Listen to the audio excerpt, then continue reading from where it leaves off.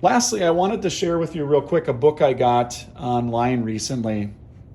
Well, not lastly, this is actually, I got two exciting things to show you.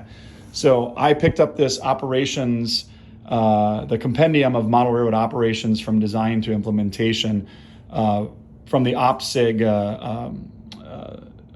group. Really, really good. I've kind of read it through its entirety, kind of a quick once through, and now I'm kind of slowly going back through and really starting to grasp the opportunities and thinking through what my next steps are and what kind of operations I want to focus on. Obviously, being a contemporary model railroader, or excuse me, a modern model railroad. I'm 51 years old, so I don't know if that counts as contemporary. But working through kind of what if it's a car card system, if it's a switch list, working through kind of what I would like to eventually and how I would eventually like to operate this model railroad. I know it's going to be very hands-on. I like the act of throwing switches and not just pushing a button. I like pulling a lever or physically that added activity, which stretches out the time for operations. So anyway, if you get a chance, find this book, check it out or order it. It's not a cheap book, but it's really thorough. And it really gets you thinking about operations. And I'm very new to the whole thing of operations, so it's a good book for a beginner like myself. Now, lastly, I've been a model railroader since I was 10 years old, so like 41 years now, right? And I had the opportunity. Well, for starters, November 1983 was the very first. Let me just set the camera back down here because I'm going to talk to the camera now instead.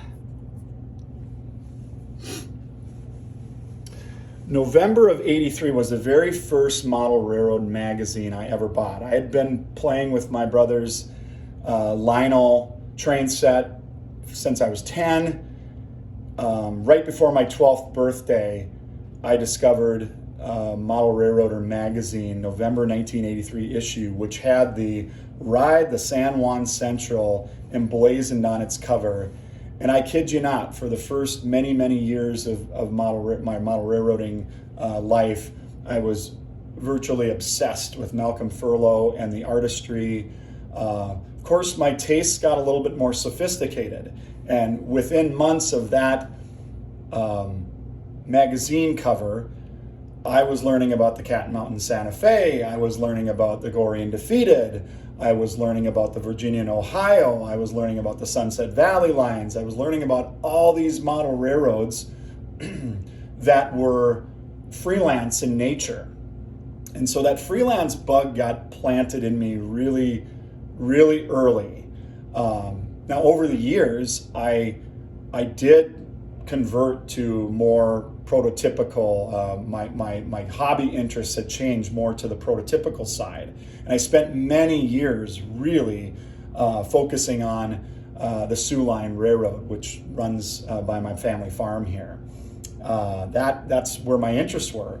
As I've explained, Ray Grosser, huge influence on me. He became my mentor and friend, and he died just a few short weeks ago. I got this jacket from him. I inherited this jacket from him, and so it's my work jacket. It's my hobby jacket, and every time I put it on, I feel like I'm a little bit better modeler because of Ray's talent. Anyway, I digress. So for years, I pursued sort of prototype modeling of the Sioux Line, and that also shaped how I model, what I wanted to model, what gets me excited trackside, right, when I'm out chasing trains.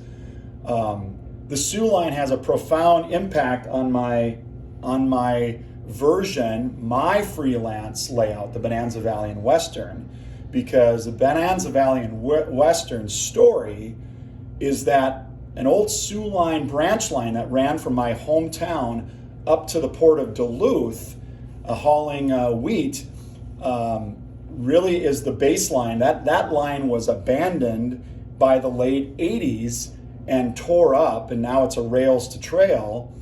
But as the story goes with my Bonanza Valley and Western, that line became the line that the Oaks Development Corp., who owns the Twin Cities and Western, again, Real Live Railroad, along with the Red River Valley and Western, Real Live Railroad.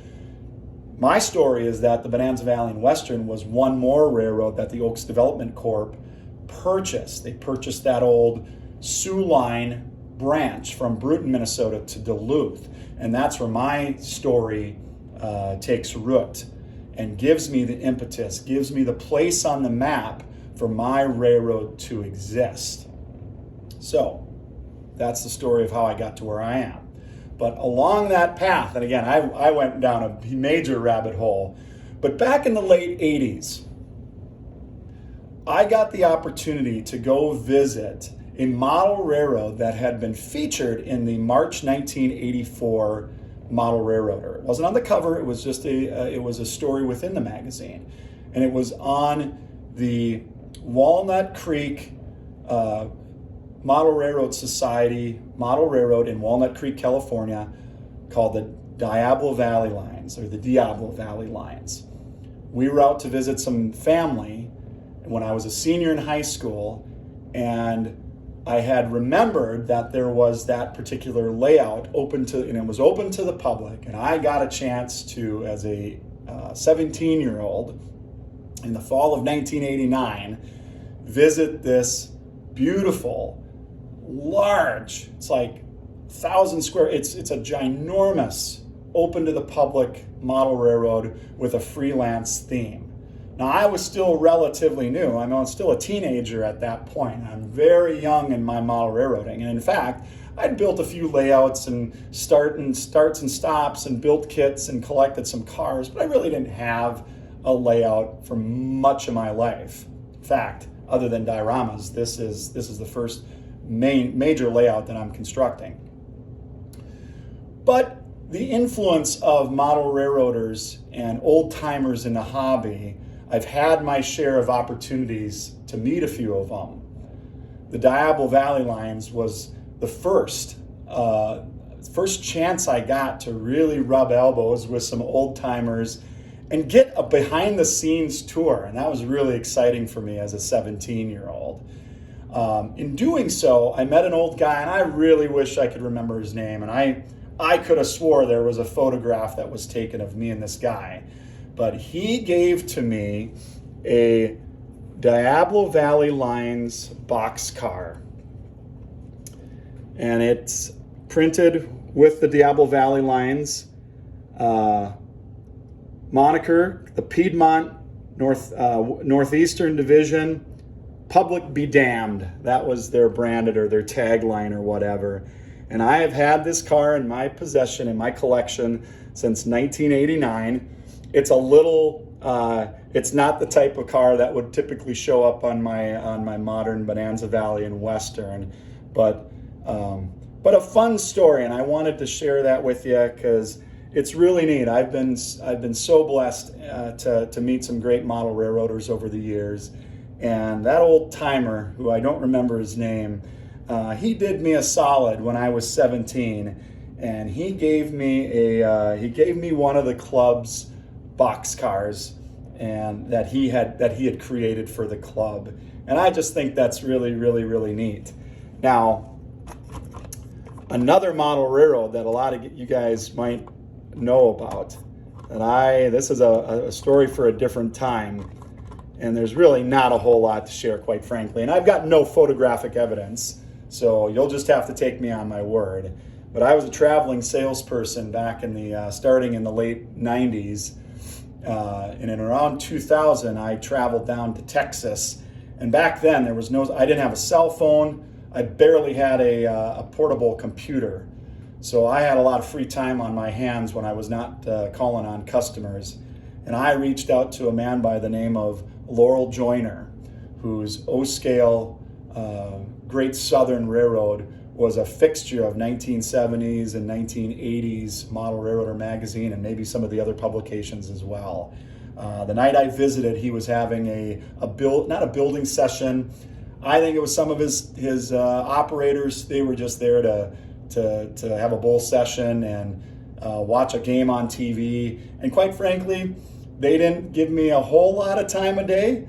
Laurel Joyner was kind enough to say, yep, we've got some guys coming over, but I didn't get, I got very little tour. What I knew about the layout, I had the chance to talk to them, but really was left to my own devices to wander around and take that whole layout in. At the time, it was under a major construction project. He was actually putting in a streetcar line, representative of the streetcars in San Antonio in the 1950s, which was 50s and 60s, which I believe was kind of his modeling era. And it was very much unoperational at the time. Now, I have no idea if he ever completed that project. But anyway, kind of a fun. And my only point in all this and sharing the Diablo Valley Line's car with you is that I think we're fortunate as model railroaders in the modern era to have so much now connectivity. But those of us who've been doing it a while, we kind of had to do it the old school way. And I was never part of a club. I grew up on a dairy farm here in central Minnesota, and there was no clubs anywhere near me. 2 hours due west of the Minneapolis-St. Paul area. So there is nothing. So the fact that I was able to connect with people, and now in the modern era be able to connect with you in such a visceral and up close and personal, and we invite each other into our homes with these updates. And I just wanted to give a shout out to all those folks out there, those old timers that did it the old school way, that gave of themselves to us young guys who are still learning. And hopefully what I give to you with my little presentations, I'm no master, I'm no nothing.